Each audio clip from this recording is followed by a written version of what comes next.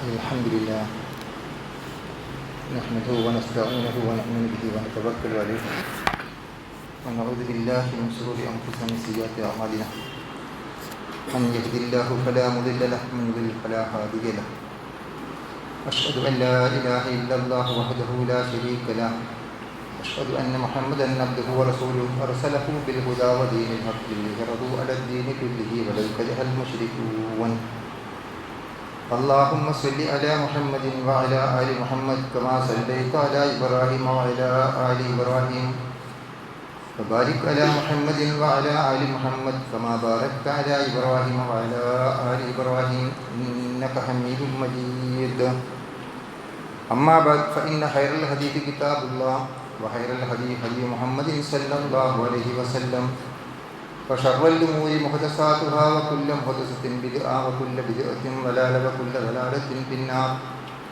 أيها الإخوان والأخوات أوصيكم وإياي بتقوى الله قال الله تعالى في قرآنه الكريم أعوذ بالله من الشيطان الرجيم بسم الله الرحمن الرحيم يا أيها الناس اتقوا ربكم الذي خلقكم من نفس واحدة وخلق منها زوجها وبث منهما رجالا كثيرا ونساء واتقوا الله الذي تساءلون به والأرحام إن الله كان عليكم رقيبا يا أيها الذين آمنوا اتقوا الله وقولوا قولا سديدا يصلح لكم أعمالكم ويغفر لكم ذنوبكم ومن يطع الله ورسوله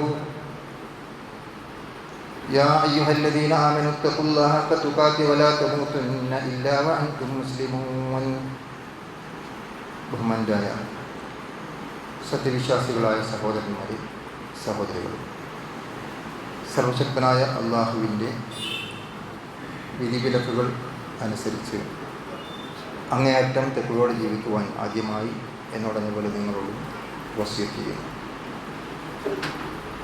നാം എല്ലാവരും കേട്ടുകൊണ്ടിരിക്കുന്ന വാർത്തകൾ, നാം മനസ്സിലാക്കിക്കൊണ്ടിരിക്കുന്ന കാര്യങ്ങളും കഴിഞ്ഞ ദിവസം വയനാടിലുണ്ടായ ഉരുൾപൊട്ടലാണ്. കേരളത്തിലെ ഏറ്റവും വലിയ ഉരുൾപൊട്ടൽ എന്നാണ് വിശേഷിപ്പിക്കപ്പെട്ടിരിക്കുന്നത്. മുണ്ടക്കൈ ചൂരൽമല മേഖലയിലുണ്ടായ നാശനഷ്ടങ്ങളും പ്രയാസങ്ങളും കഷ്ടപ്പാടുകളും ദുരിതങ്ങളുമൊക്കെ പത്രമാധ്യമങ്ങളിലൂടെ നമ്മൾ മനസ്സിലാക്കിക്കൊണ്ടിരിക്കുന്നതാണ്. ഞാൻ വിശദീകരിക്കേണ്ടതില്ല. നൂറുകണക്കിന് ആളുകൾ മരണപ്പെടുകയും അവരുടെ മൃതദേഹങ്ങൾ കണ്ടെടുത്തുകൊണ്ടിരിക്കുകയുമാണ്. ഇനിയും കണ്ടെടുക്കാത്ത എത്ര പേർ മരിച്ചു എന്ന് കണക്കാക്കാൻ കഴിയാത്ത രൂപത്തിൽ അന്വേഷണം തുടർന്നുകൊണ്ടിരിക്കുകയാണ്. തകർന്നടിഞ്ഞിരിക്കുന്ന കെട്ടിടങ്ങൾ, നശിച്ചുപോയിരിക്കുന്ന കൃഷിഭൂമികൾ, പ്രദേശം തന്നെ തൂത്തുമാറ്റപ്പെട്ടിരിക്കുന്ന അവസ്ഥ, എല്ലാം നഷ്ടപ്പെട്ട ആയിരങ്ങൾ, എല്ലാം നമുക്കവിടെ കാണാൻ സാധിക്കുന്ന ദൃശ്യമാണ്. പ്രിയപ്പെട്ടവരെ, ഈ സന്ദർഭത്തിൽ നമുക്ക് ചെയ്യാനുള്ളത് എന്താണ് എന്നാണ് നമ്മൾ ആലോചിക്കേണ്ടത്. നമ്മുടെ സഹോദരങ്ങളുടെ വിഷമങ്ങളിൽ, അവരുടെ പ്രയാസങ്ങളിൽ, അവരുടെ വേദനകളിൽ പങ്കുചേരുക എന്നതാണ് നമ്മുടെ ബാധ്യത. അവരുടെ എല്ലാ പ്രയാസങ്ങളും നീക്കിക്കിട്ടാൻ നാം ആത്മാർത്ഥമായി ദുആ ചെയ്യുക എന്നതാണ് നമുക്ക് ചെയ്യാൻ കഴിയുന്ന ഒന്നാമത്തെ കാര്യം. പ്രയാസങ്ങൾ അനുഭവിക്കുന്ന ആളുകളുമായി കൈകോർത്തുകൊണ്ട് അവർക്ക് ആവശ്യമായിരിക്കുന്ന സഹായങ്ങൾ എന്താണോ അനിവാര്യമായിരിക്കുന്നത് അത് എത്തിച്ചു കൊടുക്കുക എന്നുള്ളത് നമ്മുടെ ഉത്തരവാദിത്തമാണ്. മറ്റൊരു കാര്യം, ഇത്തരം സംഭവങ്ങളിൽ നിന്ന് നമുക്ക് പഠിക്കാനുള്ള കാര്യങ്ങൾ എന്താണ്, നാം ആലോചിക്കേണ്ട പാഠങ്ങൾ എന്താകുന്നു എന്ന് ചിന്തിക്കുകയാണ്. ഈ കാര്യങ്ങളുമായി ബന്ധപ്പെട്ടുകൊണ്ട് നമ്മുടെ സമൂഹത്തിൽ, നമ്മുടെ നാട്ടിൽ പലപ്പോഴും ഇത്തരത്തിലുള്ള പല സംഭവങ്ങളും ആവർത്തിക്കപ്പെട്ടതായി നമുക്കറിയാം. അത്തരം സന്ദർഭങ്ങളിലെല്ലാം നമ്മൾ ഇത്തരം കാര്യങ്ങൾ വിശദീകരിച്ചിട്ടുണ്ട്. എങ്കിലും സാന്ദർഭികമായി ഒന്നുകൂടി ഓർമ്മപ്പെടുത്തുകയാണ്. ആദ്യമായി നമ്മൾ മനസ്സിലാക്കേണ്ടുന്ന കാര്യം, നമ്മൾ എത്ര ദുർബലന്മാരാകുന്നു എന്നുള്ളതാണ്. നമുക്കറിയാം, നാം ജീവിക്കുന്ന യുഗം AI യുഗം എന്നാണ് വിശേഷിപ്പിക്കപ്പെടാറുള്ളത്. നാം ചെയ്യുന്ന കാര്യങ്ങൾ പോലും യന്ത്രമനുഷ്യനെ ഏൽപ്പിച്ചു കൊടുത്താൽ സ്വാഭാവികമായും നടന്നുകൊള്ളും എന്ന അഹങ്കാരത്തോടുകൂടി ഇരിക്കുന്നവരാണ് നമ്മൾ.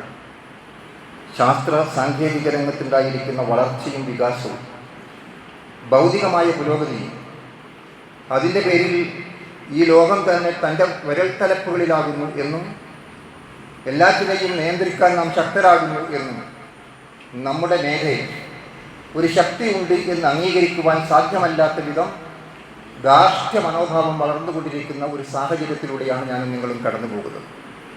ഇത്തരം ഒരു സന്ദർഭത്തിൽ ചിന്തിക്കാൻ, ആലോചിക്കാൻ, ഗുണപാഠം ഉൾക്കൊള്ളാൻ, നമ്മുടെ ജീവിതത്തിൽ മാറ്റങ്ങൾ വരുത്താൻ അള്ളാഹു ചില സാമ്പിൾ ഡോസുകൾ തരുന്നു എന്നാണ് എനിക്ക് തോന്നുന്നത്.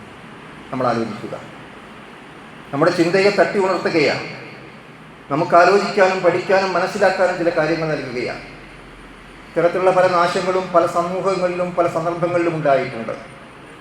പ്രവാചകന്മാർ പ്രബോധനം നടത്തിയ കാലഘട്ടം, ആ പ്രവാചകന്മാരുടെ സത്യപ്രബോധനത്തെ നിഷേധിച്ച ജനങ്ങൾ, പ്രവാചകന്മാരുടെ പ്രബോധന വീതിയിൽ ഒരുപാട് പ്രയാസങ്ങളും പ്രതിസന്ധികളും സൃഷ്ടിച്ചിരുന്ന ആളുകൾ, അത്തരം സമൂഹങ്ങൾക്കുണ്ടായ നാശത്തെക്കുറിച്ച് ഖുർആൻ പലയിടത്തും പ്രതിപാദിച്ചിട്ടുണ്ട്. അതൊരു വശമാണ്. ആ നിലക്കുള്ള നാശങ്ങളുണ്ടായ പല സമൂഹങ്ങളും കഴിഞ്ഞു പോയിട്ടുണ്ട്, നമുക്ക് നിഷേധിക്കാൻ കഴിയില്ല. പക്ഷെ പലപ്പോഴും അങ്ങനെ വെള്ളത്തിൽ മുക്കി നശിപ്പിക്കപ്പെട്ടവരും ജലപ്രളയത്തിലൂടെ നശിപ്പിക്കപ്പെട്ടവരും ഭൂമി കീമയിലായി മറിക്കപ്പെട്ടതും അങ്ങനെ ഒട്ടനവധി അത്തരത്തിലുള്ള ശിക്ഷകൾ നടപ്പാക്കപ്പെട്ട സമൂഹങ്ങളെക്കുറിച്ച് വായിക്കുകയും പഠിക്കുകയും ചിന്തിക്കുകയും ഒക്കെ ചെയ്യുമ്പോൾ പലരും ചോദിക്കാറുണ്ട്, അതൊക്കെ സംഭവ്യമാണ്, അങ്ങനെയൊക്കെ ഉണ്ടാകുമോ, ഉണ്ടായിട്ടുണ്ടോ എന്നൊക്കെ സംശയം രേഖപ്പെടുന്ന പലരെയും നമുക്ക് കാണാൻ സാധിക്കും.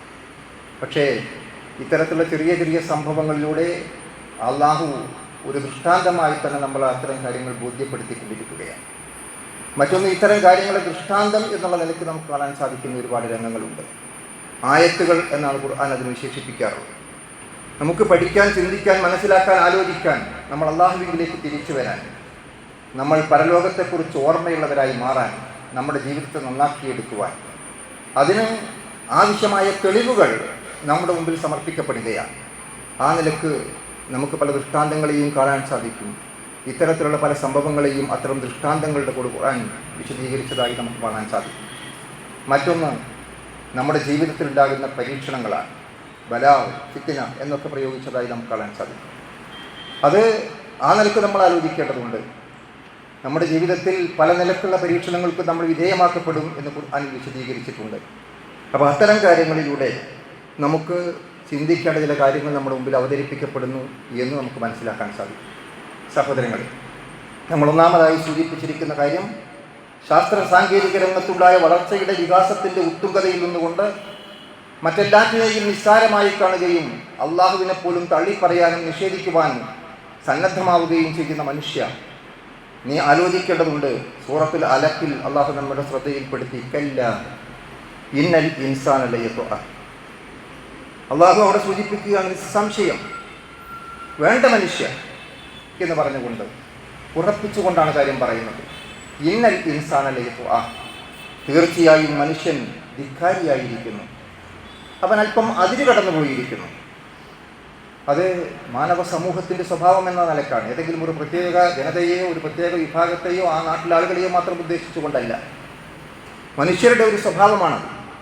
നമുക്ക് നമ്മുടെ വളർച്ചയിൽ, നമ്മുടെ വികാസത്തിൽ, ശാസ്ത്ര സാങ്കേതിക രംഗത്തുണ്ടായ പുരോഗതിയിൽ നമ്മൾ അതിര് കടന്നു പോവുകയും അതിൻ്റെ പേരിൽ മറ്റെല്ലാറ്റിനോടും നിഷേധാത്മകമായ നിലപാട് സ്വീകരിക്കുകയും ചെയ്യുന്ന നമ്മുടെ മനോഭാവമാണ്.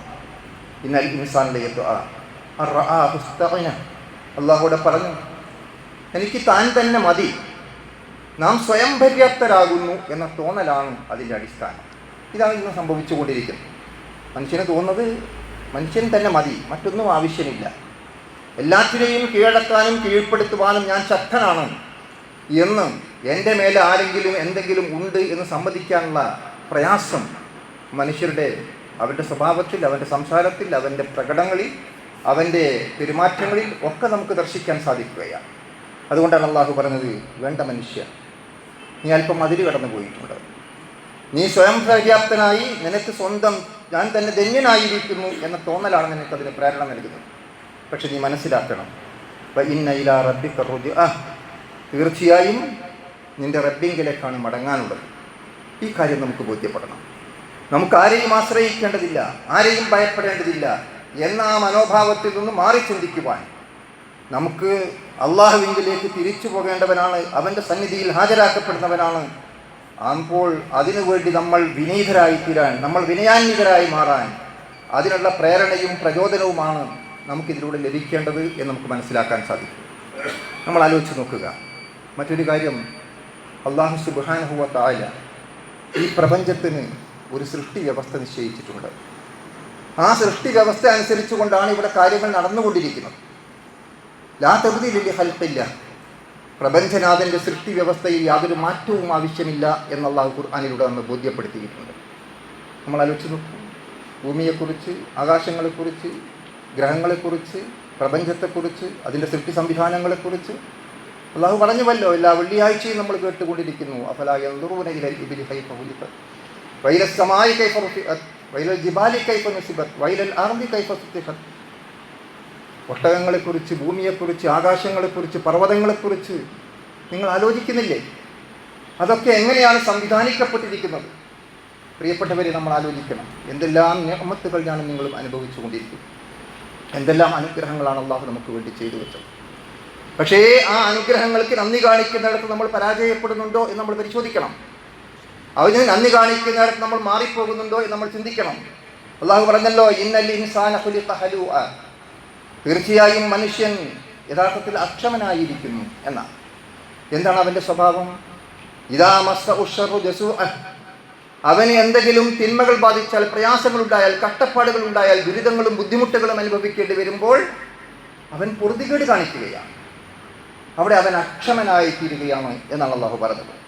വൈദാ മസ്സഉൽ ഖൈറു മനുഅ, എന്നാൽ അവന് ഗുണങ്ങളുണ്ടാകുന്നു, നേട്ടങ്ങളുണ്ടാകുന്നു, അങ്ങനെ നല്ല കാര്യങ്ങൾ അവൻ അനുഭവിക്കാനുള്ള അവസരങ്ങളുണ്ടാകുന്നു. പക്ഷേ അപ്പോൾ അത് അവൻ മറ്റുള്ളവർക്ക് തടസ്സം സൃഷ്ടിക്കുകയാണ്, അത് തടഞ്ഞു വെക്കുകയാണ്.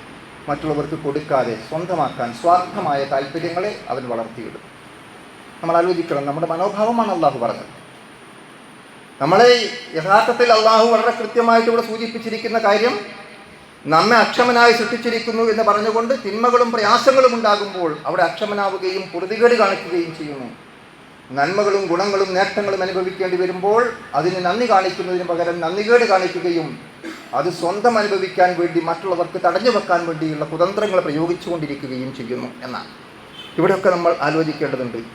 അവിടെ ഒഴിവാക്കപ്പെട്ട ആളുകളെക്കുറിച്ച് അല്ലാഹു പറഞ്ഞത്, ഇല്ലൽ മുസല്ലി, നമസ്കാരക്കാർ ഒഴികെ, അല്ലദീന ഹും അലാ സലാത്തിഹിം ദാഇമൂൻ, അവർ അവരുടെ നമസ്കാരത്തെ സംബന്ധിച്ചിടത്തോളം സ്ഥിരമായി നിലനിർത്തുന്നവരാണ്.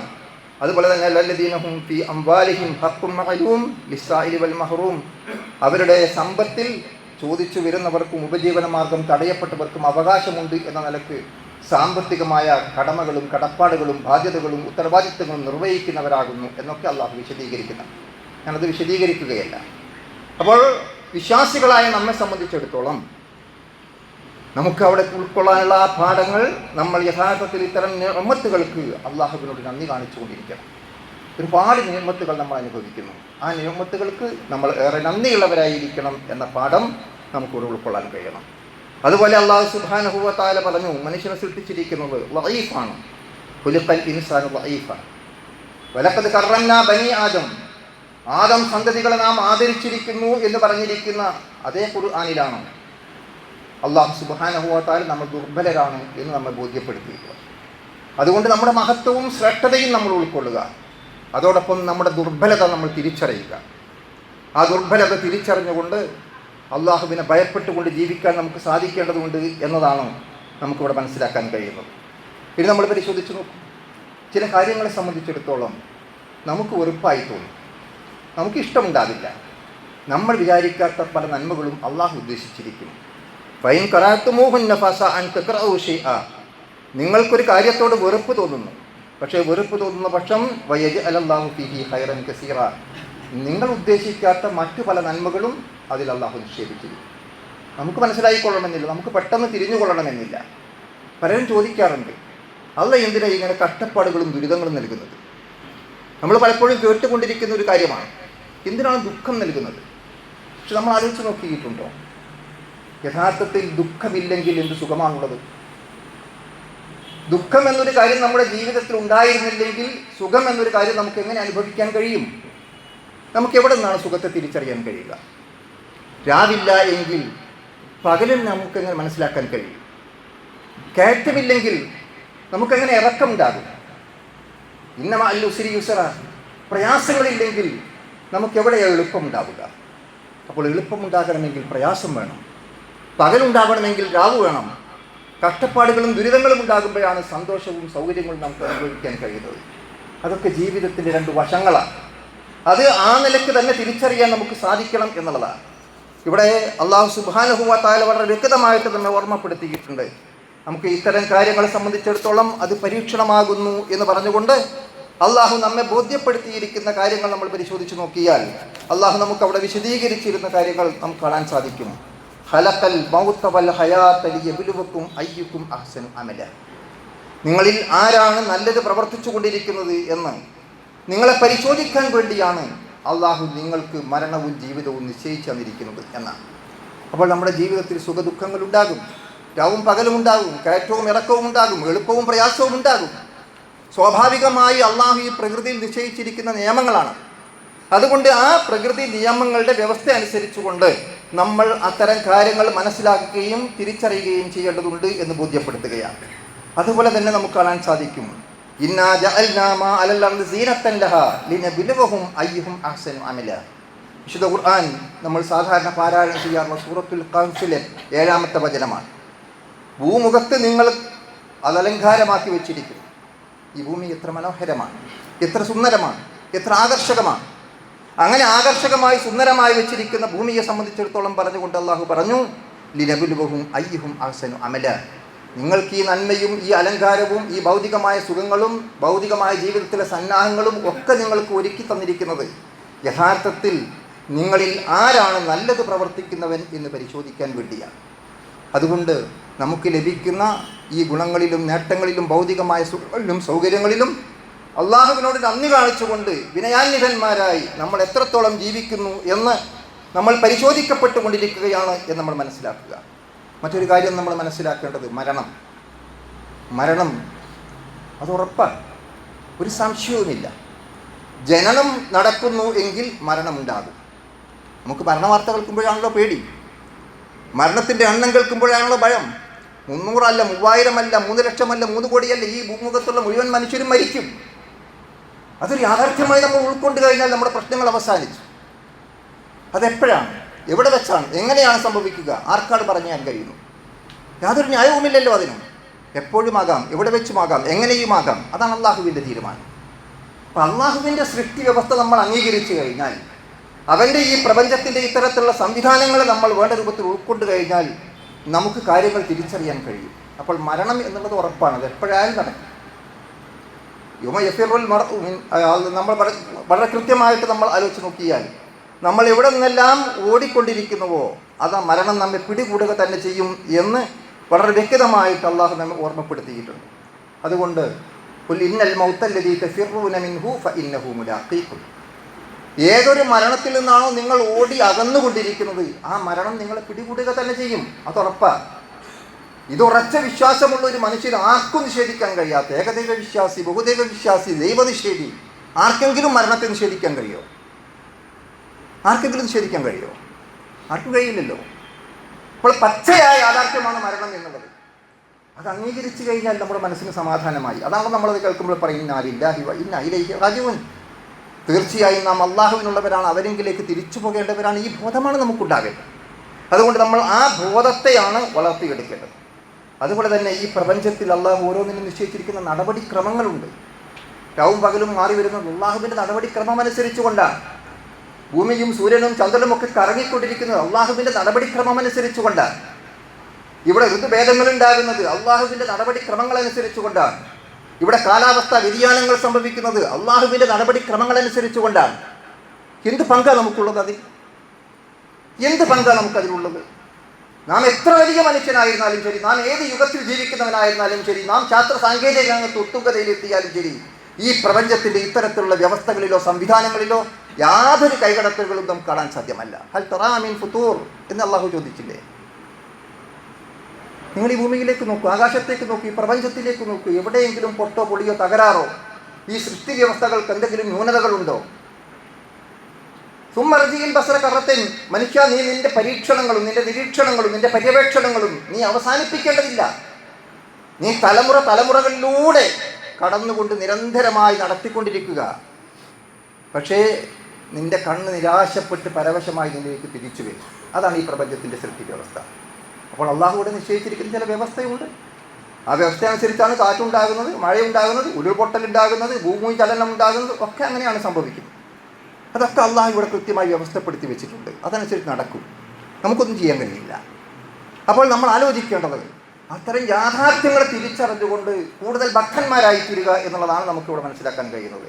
അള്ളാഹു പറഞ്ഞു, ഫലൻ തജിദ ലിസുന്നത്തില്ലാഹി തബ്ദീല വലൻ തജിദ ലിസുന്നത്തില്ലാഹി തഹ്വീല.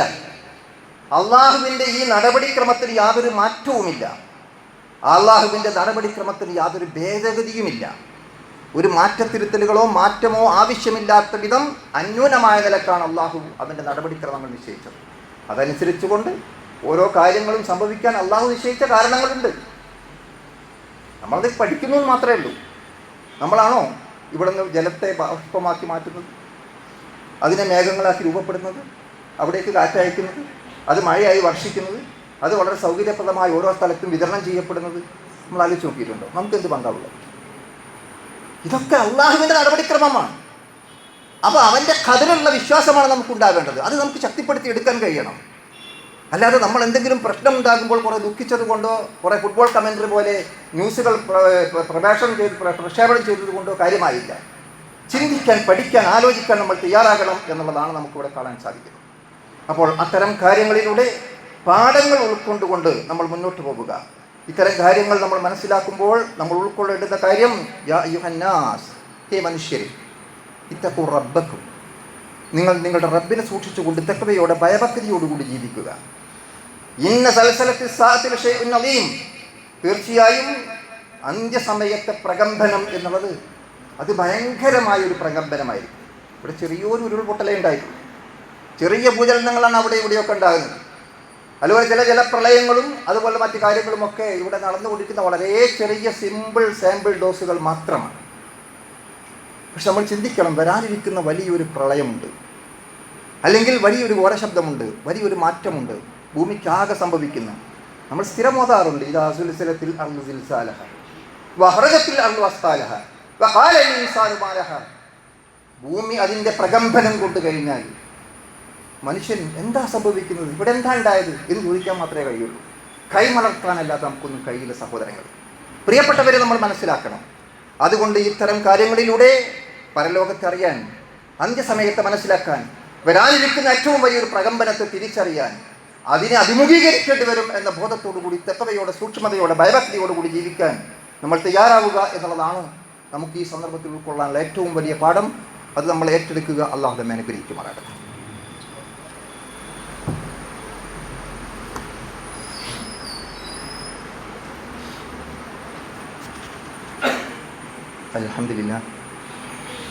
അൽഹംദുലില്ലാഹി റബ്ബിൽ ആലമീൻ വസ്സലാത്തു വസ്സലാമു അലാ റസൂലിൽ അമീൻ വഅലാ ആലിഹി വസഹ്ബിഹി അജ്മഈൻ. അമ്മാ ബഅദ്.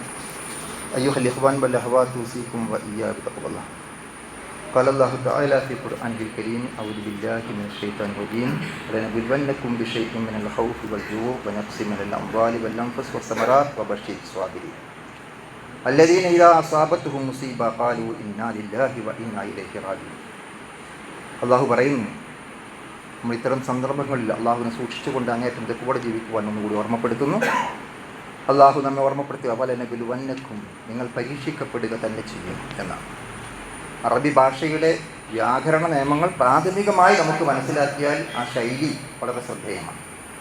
നിങ്ങൾ പരീക്ഷിക്കപ്പെടുക തന്നെ ചെയ്യുന്ന വലനബുവന്നകും, ചെയ്തേക്കാം എന്നല്ല. എന്നിട്ട് അള്ളാഹു പറഞ്ഞു എന്തുകൊണ്ടൊക്കെയാവാം. ഹൗഫ്, ഭയം, അതുപോലെ തന്നെ ജൂ, വിശപ്പ്, വനഫ്സിമിനൽ അംവാലി വൽ അൻഫുസ്, സാമ്പത്തിക നഷ്ടം, ജീവനഷ്ടം, വസമറാത്ത്, വിഭവനഷ്ടം, ഇതൊക്കെ ഒന്നിച്ചാണ് നമ്മളിപ്പം കാണുന്നത്. പല നിലക്കുമാകാം പരീക്ഷണം. ഇതെല്ലാം കൂടി ചേർന്ന് വന്നിരിക്കുകയാണ്. അവിടെയുള്ള ആളുകളുടെ ഭയാശങ്ക എത്രയാണ്, നമ്മുടെ ഭയപ്പാട് എത്രയാണ്, നമ്മുടെ സമീപ പ്രദേശങ്ങളിൽ കേട്ടുകൊണ്ടിരിക്കുന്ന വാർത്തകൾ എന്താണ്, അതുപോലെ ജീവനഷ്ടം എത്രേ, സാമ്പത്തിക നഷ്ടം എത്രേ, അതുപോലെ തന്നെ കാർഷികമായ വിഭവ നഷ്ടം എത്രേ എന്നൊക്കെ നമ്മൾ പരിശോധിക്കുക. എന്തു വേണം നമ്മൾ? ബശ്ശിരി സ്വാബിരീൻ, ക്ഷമ കൈക്കൊള്ളുന്ന ആളുകൾക്ക് സന്തോഷ വാർത്ത അറിയും. അതുകൊണ്ട് ക്ഷമയോടെ, സഹനത്തോടെ ഇത്തരം പ്രതിസന്ധികളെ അതിജീവിക്കുവാനും അഭിമുഖീകരിക്കുവാനും സാധിക്കുക എന്നുള്ളതാണ് അള്ളാഹു ഇവിടെ സൂചിപ്പിക്കുന്നത്. പ്രവാചകൻ സല്ലല്ലാഹു അലൈഹി വസല്ലം തിരുമേനി പറഞ്ഞു, അജബൻ ലി അംരിൽ മുഅ്മിൻ, സത്യവിശ്വാസിയുടെ കാര്യം അത്ഭുതമാകുന്നു.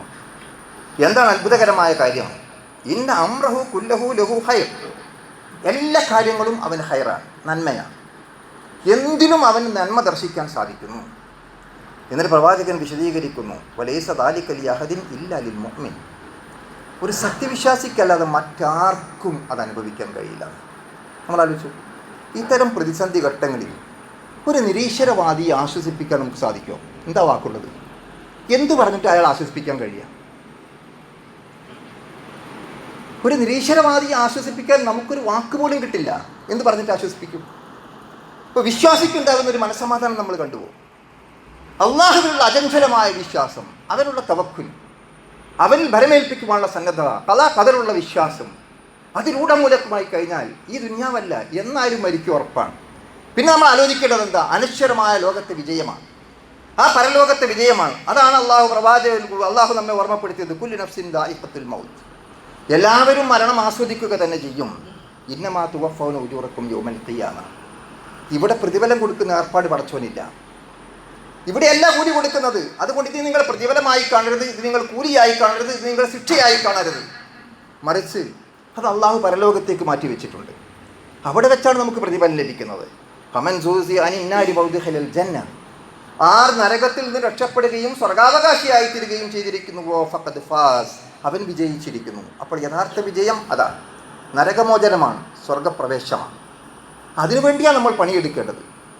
ആ ഒരു വിശ്വാസത്തോടു കൂടി മുന്നോട്ട് പോകുന്ന ഒരു വിശ്വാസിയെ സംബന്ധിച്ചിടത്തോളം വമൽ ഹയാത്തുദ് ദുനിയ ഇല്ലാ മതാഉൽ ഖുറൂർ, ഐഹിക ജീവിതം എന്ന് പറയുന്നത് വഞ്ചനയുടെ വിഭവം മാത്രമാകുന്നു എന്ന തിരിച്ചറിവുണ്ടാകും. അതാണ് നമ്മൾ നേരത്തെ അലങ്കാരമാണ് എന്ന് പറഞ്ഞു. ഡെക്കറേഷനാണ്. ഡെക്കറേഷൻ അത്രയല്ല ആയുസുള്ളൂ. നമ്മൾ എന്ത് കാര്യവും ഡെക്കറേറ്റ് ചെയ്താൽ അതിന് അത്രേ ആയുസുള്ളൂ. അപ്പോൾ ഈ ഭൂമിയുടെ ഡെക്കറേഷനിൽ പെടരുത്, നമ്മൾ യാഥാർത്ഥ്യത്തിലേക്ക് തിരിച്ചു വരണം. അത് അനശ്വരമായ ജീവിതമാണ്. ആ ജീവിതത്തിലേക്ക് തിരിച്ചു പോകാൻ നാം റെഡിയാണോ? ആ ജീവിതത്തിലെ വിജയത്തിനു വേണ്ടി നാം പണിയെടുക്കാൻ സന്നദ്ധമാണോ? അതിനുവേണ്ടി നമ്മുടെ വിശ്വാസത്തെ കളങ്കരഹിതമാക്കാൻ നാം സന്നദ്ധമാണോ? ഇതാണ് നമ്മൾ പരിശോധിക്കേണ്ടത്. ആ നിലക്ക് നമ്മുടെ ജീവിതത്തെ നമ്മൾ അർത്ഥപൂർണ്ണമായി ലക്ഷ്യപൂർണ്ണമാക്കി മാറ്റുക എന്നുള്ളതാണ് അള്ളാഹു സുബ്ഹാനഹു വ തആല ഇവിടെ സൂചിപ്പിക്കുന്നത്. അതുകൊണ്ടാണ് സത്യവിശ്വാസിക്ക് മാത്രമേ ഇത് അനുഭവിക്കാൻ കഴിയൂ. എന്താണ് സത്യവിശ്വാസിയുടെ കാര്യം? ഇൻ അസാബത്തുഹു സർറ അശക്കറ, അവൻ സന്തോഷമുണ്ടാകുമ്പോൾ, സൗകര്യങ്ങളുണ്ടാകുമ്പോൾ, ജീവിതത്തിലെ നേട്ടങ്ങളുണ്ടാകുമ്പോൾ, വിജയങ്ങളുണ്ടാകുമ്പോൾ അവൻ അള്ളാഹുവിന് ശുക്ർ ചെയ്യും, അവൻ നന്ദി കാണിക്കുന്നവനായിരിക്കും. എന്നാൽ വൈൻ അസാബത്തുഹു ലറ അസബറ, അവന് പ്രയാസങ്ങളും ബുദ്ധിമുട്ടുകളും കഷ്ടപ്പാടുകളും ദുരിതങ്ങളും ഉണ്ടാകുമ്പോൾ അവിടെ അവൻ ക്ഷമ കൈക്കൊള്ളുകയും ചെയ്യും. ഇപ്പം താൻ ഹൈറല്ല, അതും അവന് ഹൈറായിത്തീരും. രണ്ടും ഹൈറാണ്, ഒരു കുഴപ്പമില്ല. സന്തോഷം വന്നാൽ അള്ളാഹുവിന് ശുക്ർ, വിഷമങ്ങളുണ്ടായാൽ അള്ളാഹുവിൻ്റെ മുമ്പിൽ സബർ. അപ്പോൾ അവന് രണ്ടും ഹൈറായിത്തീരുന്നു എന്നതാണ്. ഈ ഒരു മനോഭാവത്തിലേക്കാണ് പ്രിയപ്പെട്ടവരെ നമ്മൾ വളരേണ്ടത്. അവിടെയാണ് വിശ്വാസിയുടെ വിജയം എന്ന് നമുക്ക് ബോധ്യപ്പെടണം. അതുകൊണ്ട് ആ നിലക്ക് നമ്മളതിനെ തിരിച്ചറിയുക എന്നാണ് ഈ സന്ദർഭത്തിൽ സൂചിപ്പിക്കുവാനുള്ളത്.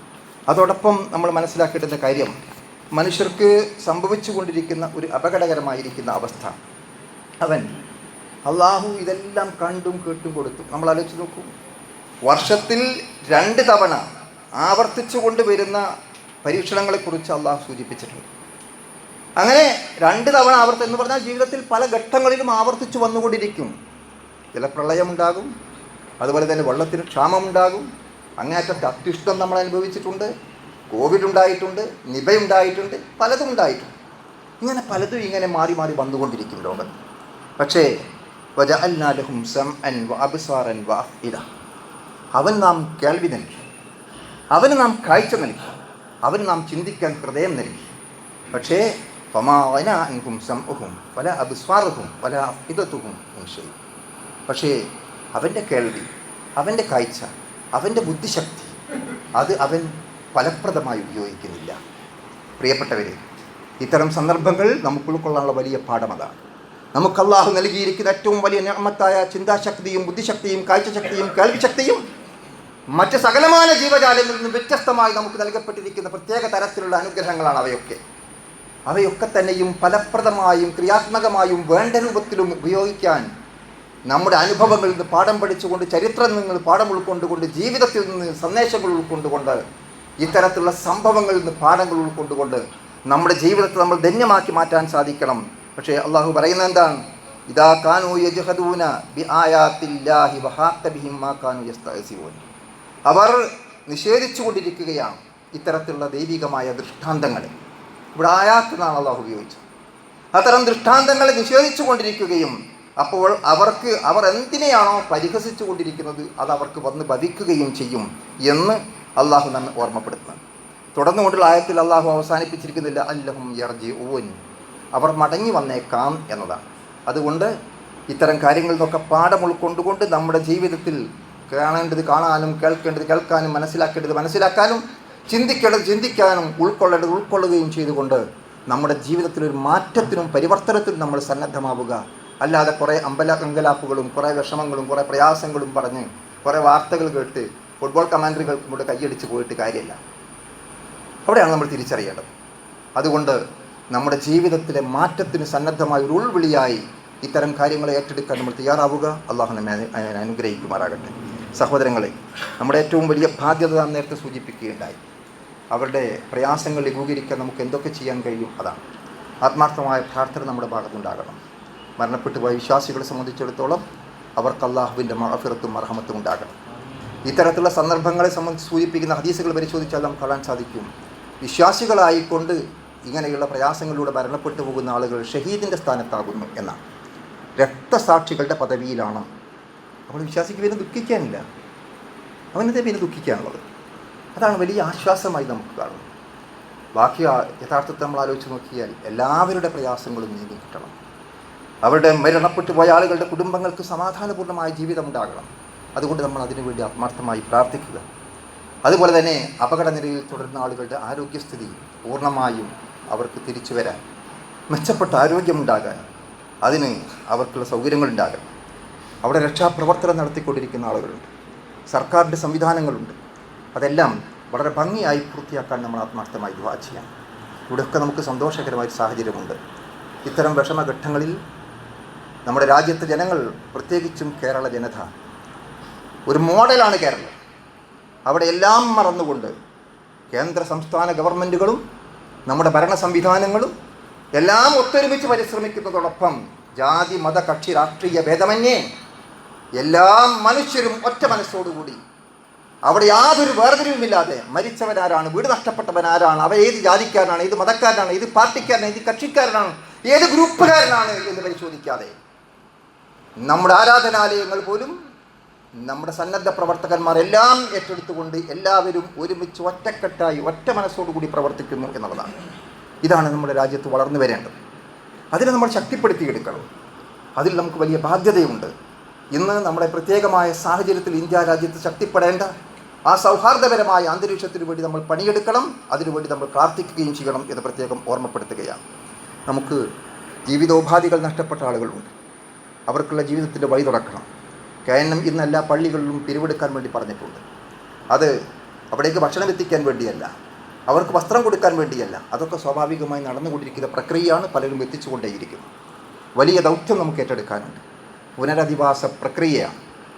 അവരുടെ സാധാരണ ജീവിതത്തിലേക്ക് തിരിച്ചു കൊണ്ടുവരികയാണ്. അവർക്ക് താമസ സൗകര്യമാണ്, അവർക്ക് ജീവിത മാർഗങ്ങളാണ്. അതിനുവേണ്ടി സർക്കാരിനോടൊപ്പം മറ്റ് സംവിധാനങ്ങളോടൊപ്പം നമ്മൾക്ക് ചെയ്യാൻ കഴിയുന്ന കാര്യങ്ങൾ നമ്മൾ പങ്കാളികളാകണം. അതുകൊണ്ട് നമ്മൾ ഇന്ന് നടക്കുന്ന പിരിവ് കേവലം ഒരു ബക്കറ്റ് പിരിവായി നമ്മൾ കാണരുത്. കോടിക്കണക്കിൽ രൂപ സംഭരിക്കേണ്ട വലിയൊരു പദ്ധതിയിലെ നമ്മുടെ പങ്കാളിത്തം എന്ന നിലയ്ക്ക് സജീവമായ നമ്മുടെ സഹകരണം ഉണ്ടാകണം എന്ന് വിനയവേരസ്വരം ഓർമ്മപ്പെടുത്തുകയാണ്. എല്ലാ പ്രതിസന്ധികളിൽ നിന്നും അള്ളാഹു നമ്മെയും നമ്മുടെ സമൂഹത്തെയും രക്ഷപ്പെടുത്തുമാറാകട്ടെ. കഷ്ടപ്പെട്ട പ്രയാസങ്ങൾ അനുഭവിക്കുന്ന ആളുകൾക്ക് അള്ളാഹു പ്രയാസങ്ങൾ നീക്കിക്കൊടുമാറാകട്ടെ. മരണപ്പെട്ടു പോയ കുടുംബങ്ങൾക്ക് അള്ളാഹു സമാധാനം പ്രദാനം ചെയ്യുമാറാകട്ടെ. അപകട നിലയിൽ തുടരുന്ന ആളുകൾക്ക് അള്ളാഹു ആരോഗ്യം മെച്ചപ്പെടുത്തി കൊടുക്കുകയും ശമനം നൽകുകയും ചെയ്യുമാറാകട്ടെ. രക്ഷാപ്രവർത്തനത്തിൽ ഏർപ്പെട്ടിരിക്കുന്ന സന്നദ്ധ ഭടന്മാർക്ക് അള്ളാഹു പൂർണ്ണമായ സംരക്ഷണം നൽകുകയും അവർക്ക് അതിനുവേണ്ട സൗകര്യങ്ങളും അനുകൂലമായ കാലാവസ്ഥയും ഒരുക്കി കൊടുക്കുമാറാകട്ടെ. ജീവോപാധികൾ നഷ്ടപ്പെട്ട ആളുകൾക്ക് പുതിയ വഴികൾ കണ്ടെത്താൻ അള്ളാഹു മാർഗ്ഗങ്ങൾ തുറന്നിരുമാറാകട്ടെ. അള്ളാഹു എല്ലാവിധ പ്രതിസന്ധികളിൽ നിന്നും പരീക്ഷണങ്ങളിൽ നിന്നും അതുപോലെ തന്നെ ഇത്തരത്തിലുള്ള ദൃഷ്ടാന്തങ്ങളിൽ നിന്നുമൊക്കെ പാഠം ഉൾക്കൊണ്ടുകൊണ്ട് നമ്മുടെ ജീവിതത്തിൽ മാറ്റം വരുത്താൻ നമുക്ക് തൗഫീഖ് ചെയ്യുമാറാകട്ടെ. അള്ളാഹു നമ്മിൽ മരണപ്പെട്ടു പോയ സത്യവിശ്വാസികളായ സഹോദരീ സഹോദരങ്ങൾക്ക് അള്ളാഹു മഗ്ഫിറത്തും മർഹമത്തും പ്രദാനം ചെയ്യുമാറാകട്ടെ. അവരെയും നമ്മയും ജന്നാത്തുൽ ഫിർദൗസിൽ ഒരുമിച്ച് കൂട്ടി അനുഗ്രഹിക്കുമാറാകട്ടെ. അല്ലാഹു മഗ്ഫിർ ലിൽ മുഅ്മിനീന വൽ മുഅ്മിനാത്ത് വൽ മുസ്ലിമീന വൽ മുസ്ലിമാത്ത് അൽ അഹ്യാഇ മിൻഹും വൽ അംവാത്ത് ഇന്നക മുജീബുദ് ദഅവാതി യാ ഖാദിയൽ ഹാജാത്ത്.